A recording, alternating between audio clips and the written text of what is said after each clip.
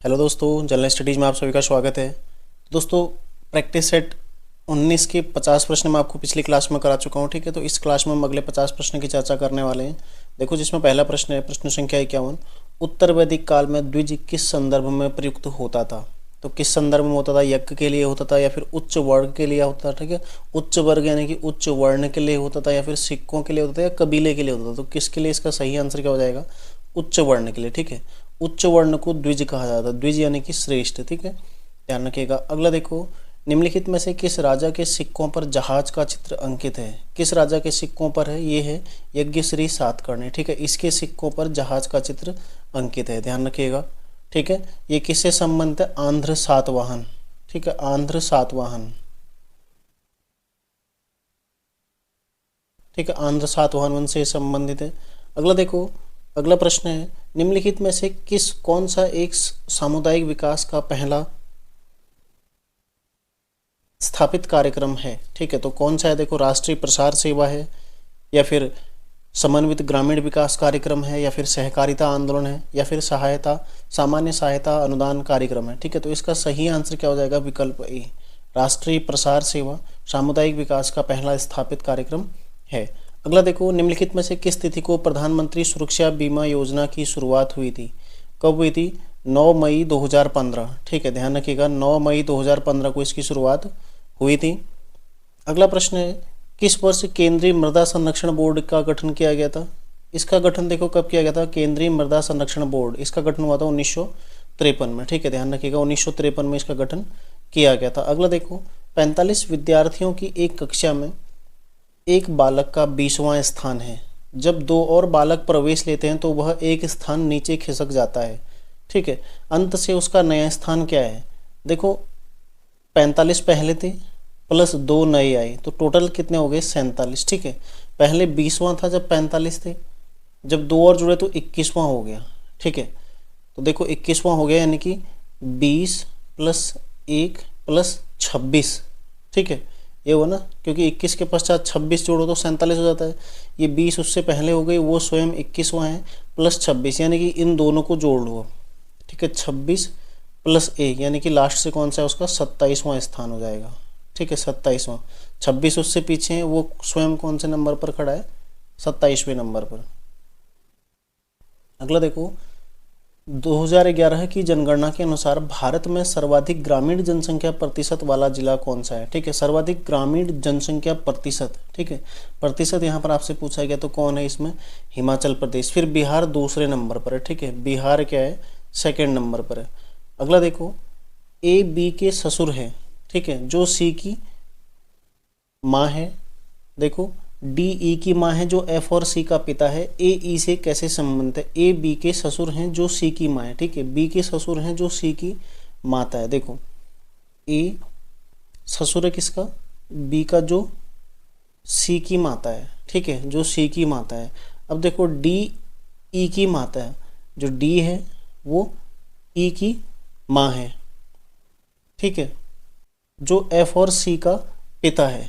F और सी, F और सी का पिता कौन है? ई। ध्यान रखिएगा। ठीक है, ये पिता है कौन?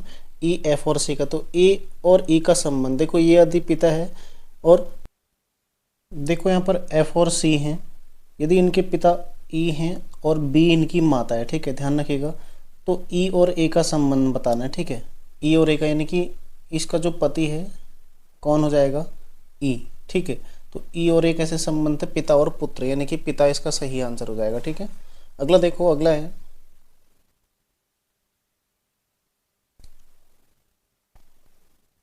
गुलामगिरी पुस्तक किसके द्वारा लिखी गई है? ज्योतिबा फुले द्वारा। सही आंसर हो जाएगा ज्योतिबा फुले। अगला देखो, दिल्ली सल्तनत के अंतर्गत बंदगान शब्द किसके लिए प्रयुक्त किया जाता? ठीक है, बंदगान शब्द किसके लिए था? ये था गुलामों के लिए। ठीक है, दीवाने बंदगान नामक एक अलग से विभाग भी स्थापित किया गया था, दीवान ए बंदगान। ठीक है, ये एक विभाग भी स्थापित किया गया था। ध्यान रखिएगा, इसका सही आंसर क्या हो जाएगा? गुलामों के लिए। प्रश्न संख्या 61 है, जो कि उत्तराखंड से रिलेटेड है। ठीक है। इसमें देखो निम्नलिखित में से किस स्थान पर राज्य के पहले सगंध उत्कृष्टता केंद्र का उद्घाटन किया गया है? तो कहाँ पर किया गया? सेलाकुई में, ठीक है, सेलाकुई में इसका उद्घाटन किया गया है। अभी कब किया गया था? 22 फरवरी को, 22 फरवरी 2023 को मुख्यमंत्री धामी ने इसका उद्घाटन किया था, ठीक है। अगला देखो, हाल ही में प्रधानमंत्री की आर्थिक सलाहकार परिषद द्वारा जारी सामाजिक प्रगति सूचकांक में नागरिक सुरक्षा के मानकों में उत्तराखंड का कौन सा स्थान है? तो इसका सही आंसर हो जाएगा कौन सा स्थान है उत्तराखंड का? 11वां, ठीक है। लेकिन यदि चर्चा करेंगे आप सामाजिक प्रगति सूचकांक जो दिसंबर 2022 में जारी हुआ था, इसमें कौन सा है? 14वां, ठीक है। ये नागरिक सुरक्षा के मानकों में कौन सा है? 11वां स्थान है। अगला देखो, 4 फरवरी 2023 को पर्यटन मंत्री सतपाल महाराज द्वारा तिवाड़ ग्राम को पर्यटन ग्राम, ठीक है, तिवाड़ ग्राम को पर्यटन ग्राम घोषित किया गया। यह किस जिले में पड़ता है? ये आता है टिहरी जिले में, ठीक है, जो टिहरी झील है उसके आसपास ही पड़ता है। अगला देखो, उत्तराखंड बजट 2023-24 के अनुसार राज्य की आय का मुख्य स्रोत क्या है? केंद्र से सहायता अनुदान, ठीक है, ये पहले नंबर पर है। दूसरे नंबर पर कौन है? राज्य कर। पहला कौन है? केंद्र से सहायता अनुदान, लगभग 27%, ठीक है, जो राज्य कर है लगभग 25%। तो इस तरह से भी पूछा जा सकता है। बाकी मेरे द्वारा आपको आर्थिक सर्वेक्षण करवाया गया है, वहाँ से आप लोग देख सकते हैं, ठीक है। बजट और आर्थिक सर्वेक्षण दोनों एक ही क्लास में उत्तराखंड का। अगला देखो, बजट 2023-24 में नंदा गौरा योजना हेतु कुल कितने करोड़ बजट का प्रावधान किया गया है? यह है 282.50 करोड़, ठीक है, ये भी मेरे द्वारा वहाँ पर करवाया गया, देख सकते हैं आप लोग उसको। अगला देखो, किस पुरा प्रजाति में कुमार कुमारी गृह प्रथा प्रचलित थी? किस में थी? कोल में, ठीक है, कुमार कुमारी गृह किससे संबंधित है? जो युवक और युवतियां होती थी, ठीक है, उन्हें वो मतलब किसी एक मंच पर एक साथ मिलते थे, ठीक है, और उसके पश्चात अपना जीवन साथी वो चयन करते थे, ठीक है। कुमार कुमारी गृह, जैसे भोटिया में युवा गृह का प्रचलन है, वैसे ही उसी के जैसी कुमार कुमारी गृह प्रथा किस में प्रचलित थी? कोलों में, ठीक है। कोल जो कि उत्तराखंड की सबसे पुरा प्रजाति है, ठीक है, उत्तराखंड की सबसे पुरा प्रजाति कौन सी है? कोल। यदि आपसे पूछा जाए, जॉर्ज ग्रियर्सन, ठीक है, एक भाषा विज्ञानी थे जॉर्ज ग्रियर्सन, उनके अनुसार उत्तराखंड की पुरा प्रजाति कौन सी है? उन्होंने किरातों को माना है यहाँ पर, ठीक है। बाकी जितने भी विद्वान रहे हैं सभी के द्वारा कोलों को ही उत्तराखंड की पुरा प्रजाति माना गया है। सैंधवों के समान इनमें कुछ प्रथाएं प्रचलित थी, ठीक है, सैंधवों के समान इनमें कुछ समानताएं थी। बाकी देखो किरात उसके पश्चात आए, ठीक है। मुंड या सबर जो कोल हैं इनको साहित्यिक ग्रंथों में कहा गया है, ध्यान रखना, मुंड या सबर, ठीक है। और किरातों को क्या कहा गया है? भिल्ल, ठीक है, किरातों को भिल्ल कहा गया है, ठीक है। और जो खस थे, खसों को शूद्र वर्ग में कब सम्मिलित किया गया था? शूद्र वर्ग में 1885 में, ठीक है, ये प्रश्न पहले पूछा गया। खसों को शूद्र वर्ग में किस वर्ष सम्मिलित किया गया था? 1885 में सम्मिलित किया गया था, इसको आप लोग ध्यान रखिएगा। अगला देखो, अगला है जनघनत्व के मामले में जनपदों का सही अवरोही क्रम। अवरोही मतलब घटना, ठीक है, आरोही मतलब होता है बढ़ना। कई सारे लोग कंफ्यूज होते हैं, ठीक है। आरोही देखो, आरोहण होता है ना, यानी कि किसी पर चढ़ना, तो आरोही मतलब ऊपर की ओर, अवरोही मतलब घटता हुआ क्रम, ठीक है, नीचे की ओर। अवनति जैसे होता है ना, उन्नति का अवनति मतलब घटना, तो ऐसे ही अवरोही मतलब होता है घटना, ठीक है, घटता क्रम हो जाएगा इस पर। तो देखो इसमें हम चेक करते हैं, हरिद्वार जिले की कितनी है? 801, ठीक है। देहरादून की कितनी है? 549 के आसपास है, ठीक है। नैनीताल अल्मोड़ा ये तो है नहीं क्योंकि अल्मोड़ा काफ़ी कम है, 198 है। नैनीताल 224 की 227 के आसपास ऐसी। तो इसका जो सही आंसर है वो है देखो डी, ठीक है। हरिद्वार 801 यहाँ पर हो जाएगा, ठीक है। उधम सिंह नगर 619 के आसपास है, ठीक है। ऐसे फिर देहरादून 549 और नैनीताल 224 इस तरह से, ठीक है। तो इनका सही क्रम क्या हो जाएगा? विकल्प डी, ठीक है। सबसे पहले सबसे ज़्यादा कहाँ है? हरिद्वार में। सबसे कम यदि पूछा जाएगा, सबसे कम कहाँ है? उत्तरकाशी में है, ठीक है। सबसे कम उत्तरकाशी में, सर्वाधिक हरिद्वार में, ठीक है। उसके पश्चात दूसरे नंबर पर उधम सिंह नगर, तीसरे पर देहरादून और चौथे पर नैनीताल है, ठीक है। और पांचवें नंबर पर यदि पूछा जाएगा तो पांचवा कौन है? अल्मोड़ा, ठीक है। अल्मोड़ा पांचवें नंबर पर है। अगला देखो, उत्तराखंड संस्कृति निम्नलिखित में से किसकी करती है? तो उत्तराखंड संस्कृति किसके द्वारा लिखी गई है? यशवंत कटौच के द्वारा, ठीक है, ध्यान रखिएगा, यशवंत कटौच ने लिखी है उत्तराखंड संस्कृति। अगला देखो, निम्नांकित में क्षेत्रफल के आधार पर सबसे बड़ा जनपद, इन जिलों में जो दिए गए जनपद हैं इनमें क्षेत्रफल के आधार पर सबसे बड़ा जनपद कौन सा है, आपसे ये इसमें पूछा गया। ठीक है, तो कौन सा हो जाएगा, सही आंसर हो जाएगा टिहरी गढ़वाल। ठीक है, लगभग 4200 वर्ग किलोमीटर के आसपास का क्षेत्रफल है। ठीक है, तो टिहरी गढ़वाल इनमें सर्वाधिक है। अगला देखो, हाल ही में गंगा क्याक महोत्सव 2022, ठीक है, इसका आयोजन हुआ था अभी फरवरी 2023 में। कहाँ पर हुआ था, ऋषिकेश में। ठीक है, इसका आयोजन कहाँ पर हुआ था, ऋषिकेश में। अगला देखो, निम्नांकित में कौन सा विधानसभा क्षेत्र अनुसूचित जाति के लिए आरक्षित नहीं है। ठीक है, एससी के लिए आरक्षित नहीं है। कौन सा नहीं है, देखो ज्वालापुर है, थराली है, पौड़ी भी है। ठीक है, तो कौन सा नहीं है, धनोल्टी, धनोल्टी नहीं है। ठीक है, धनोल्टी से कौन है, प्रीतम सिंह पंवार।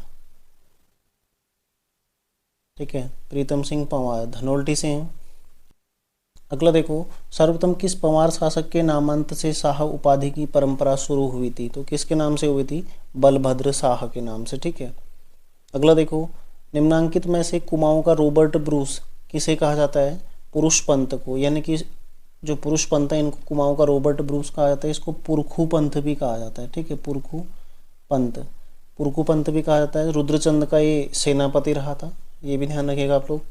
अगला देखो, किस वर्ष ढोल को राज्य वाद्य यंत्र घोषित किया गया, कब किया गया था, 2015 में। सही आंसर हो जाएगा 2011 में फुटबॉल को। ठीक है, और 2015 में ढोल को राज्य वाद्य यंत्र घोषित किया गया था। अगला देखो, कत्यूरी शासन काल में दुह साध्य साधनिक किसे कहा जाता, ये होता था गुप्तचर विभाग का सर्वोच्च अधिकारी। ठीक है, दुह साध्य साधनिक गुप्तचर विभाग का सर्वोच्च अधिकारी होता था। ठीक है, अगला देखो, निम्नांकित में से किस जनपद में मढ़ का सूर्य मंदिर कहाँ स्थित है, ये आता है, देखो मढ़ का सूर्य मंदिर आता है डीडी हाट में। ठीक है, चंदकाल में निर्मित मढ़ का सूर्य मंदिर है, ये चंदकाल में निर्मित है, कहाँ है, डीडी हाट में। तो डीडी हाट पिथौरागढ़ में आता है। ठीक है, तो किस जिले में हो जाएगा, पिथौरागढ़ में हो जाएगा। अगला देखो, निम्नलिखित में से किस ताम्रपत्र में पंवार शासक जगतपाल को रजवार कहा गया है, तो जगतपाल से संबंधित अभिलेख में ही उसे रजवार कहा गया, और इसका अभिलेख कौन सा है, देवप्रयाग ताम्रपत्र। ठीक है, देवप्रयाग के रघुनाथ मंदिर से इसका ताम्रपत्र प्राप्त हुआ है। अगला देखो, निम्नलिखित में सर्वाधिक साक्षरता वाला जनपद है, सर्वाधिक साक्षरता किस जनपद की है, तो इनमें सही आंसर हो जाएगा पौड़ी गढ़वाल। ठीक है, पौड़ी गढ़वाल इन सभी में, अल्मोड़ा से भी ऊपर है, बागेश्वर से भी, टिहरी गढ़वाल से भी। ठीक है, तो पौड़ी गढ़वाल की सर्वाधिक साक्षरता है इनमें। अगला देखो, किस वर्ष अल्मोड़ा से श्रीनगर के मध्य डाक व्यवस्था की शुरुआत हुई थी, ये प्रश्न 2 से 3 बार ऑलरेडी बन चुका है। ठीक है, तो कब हुई थी, 1815 में। अगला देखो, निम्नलिखित में से किस पंवार शासक को भुजदंड प्रचंड के नाम से जाना जाता है, किसको जाना जाता है, महीपत शाह को। ठीक है, महीपत शाह को भुजदंड प्रचंड कहा जाता है। अगला, स्थान एवं संबंधित जनपद के आधार पर गलत युग्म का चयन कीजिए। ठीक है, स्थान एवं संबंधित जनपद, देखो सहसपुर कहाँ पड़ता है, देहरादून में, सही है। ठीक है, ताकुला अल्मोड़ा में, ये भी सही है। बंगापानी पिथौरागढ़ में, ये भी सही है। कौन सा, देखो दसोली, दसोली कहाँ पड़ता है, ये आता है चमोली में। ठीक है, दसोली कहाँ पड़ता है, चमोली में आता है। अगला है, निम्नलिखित में से किस स्थान से आज का पहाड़ पत्रिका का प्रकाशन होता था, तो कहाँ से होता था आज का पहाड़, पिथौरागढ़ से। ठीक है, अल्मोड़ा से कौन सी होती थी, पूर्वासी, कई बार पूछी गई है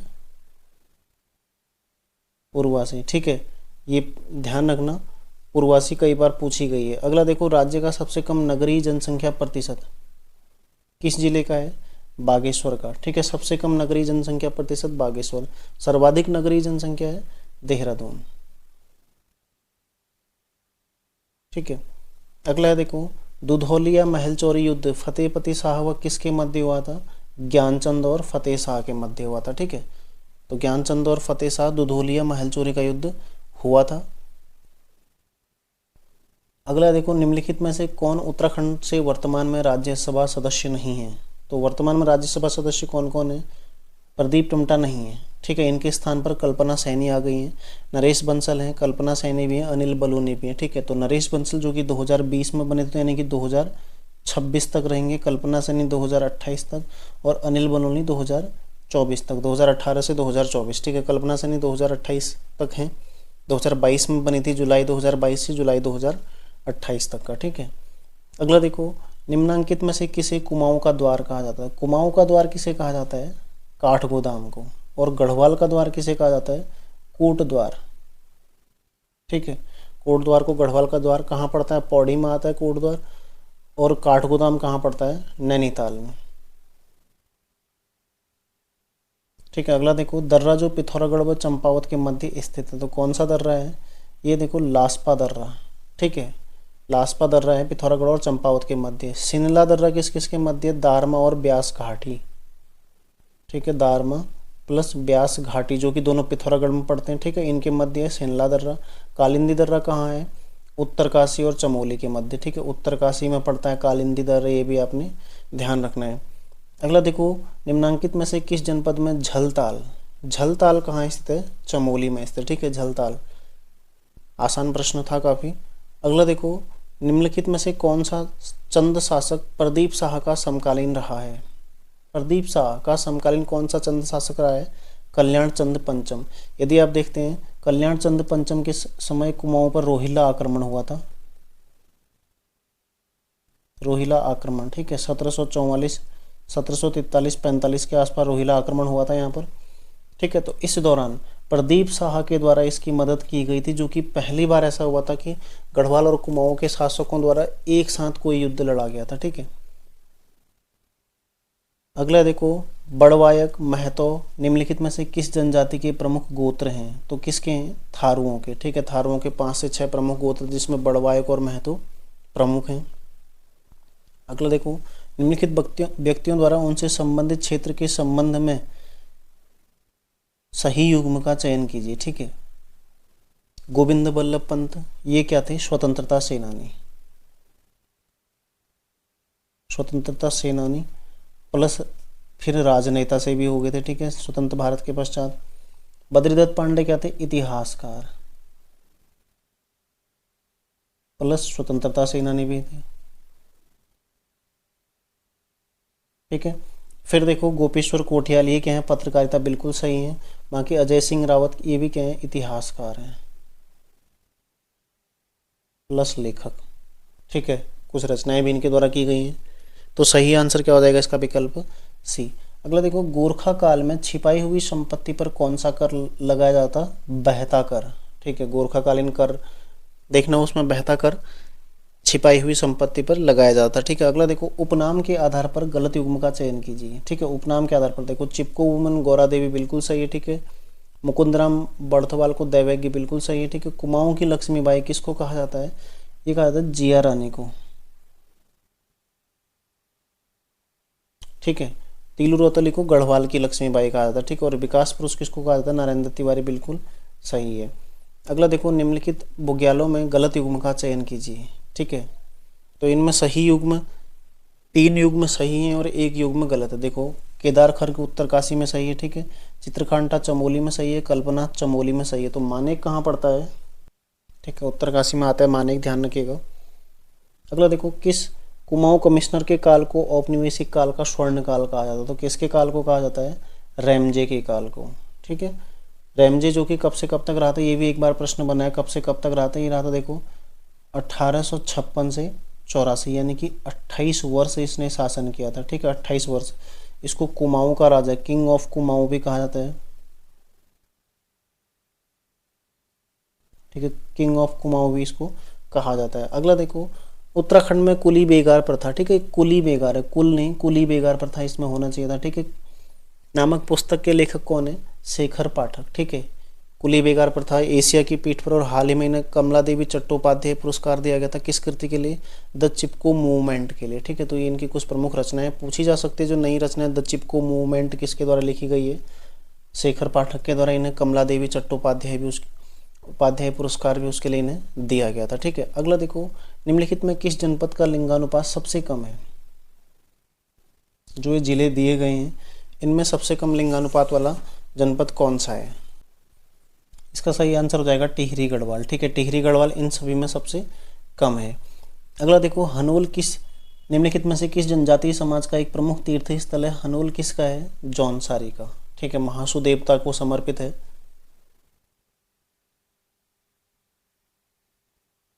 ठीक है, महासु देवता को समर्पित है हनोल। अगला देखो निम्नलिखित में से किसके द्वारा हिमालय का इतिहास लिखा गया है, हिमालय का इतिहास किसने लिखा है, मदन चंद्र भट्ट के द्वारा। ठीक है, हरिकृष्ण रतुड़ी इनके द्वारा टिहरी का इतिहास लिखा गया है।